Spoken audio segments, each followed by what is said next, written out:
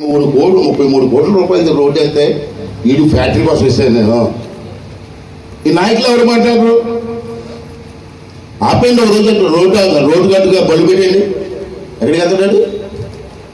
దానికి ఆయన పోతాడు రావాలి బండి పెట్టాను కూడా. ఉదయ రాజు గారు మరి ఆఫ్ చేయొచ్చు కదా. ఆయనకి ఆడితే మీ మొగటలు ఏమున్నాయా? అదే రోడ్డు పాడైపోతున్నారా నాకు కొడకల్లారా, నీ వ్యాపారం కోసం రోడ్డు పాడు చేస్తారా అని అడగాలి కదా మనం. మొన్న నేను అడిగితే మీరు రండి అన్నారు నన్ను, నేను రావాలి ఆఫ్ చేయడానికి. రోడ్డు పోతే అడుగుతున్నాను, నాకు నష్టం నీకు నష్టం అది అడుగు. నా నాయకులందరూ కూర్చొని అసలు ఒక రోజంతా లారీలు ఆపేయండి. ఆడు బాబు వాడు తాత దిగొస్తాడు కదా ఇదిరాడు. ఒక్కరోజు ఫ్యాక్టరీ ఆగిపోతే ఏమవుద్ది?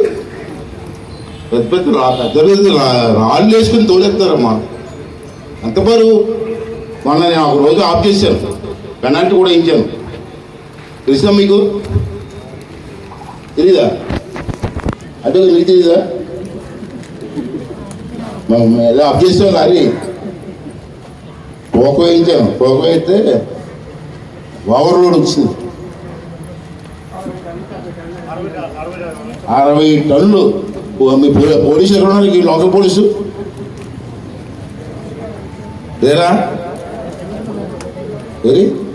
రండి ఎస్ఐ రండి కూర్చోండి రావు గారు. ఇంకా మీకు పాత వాసన పోలేదండి.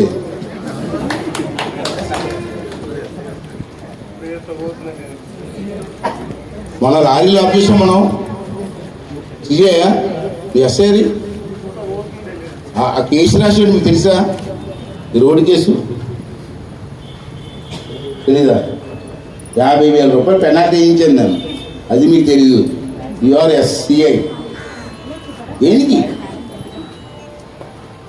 మన ఉద్యోగం దేనికి ఎత్తున్నాం?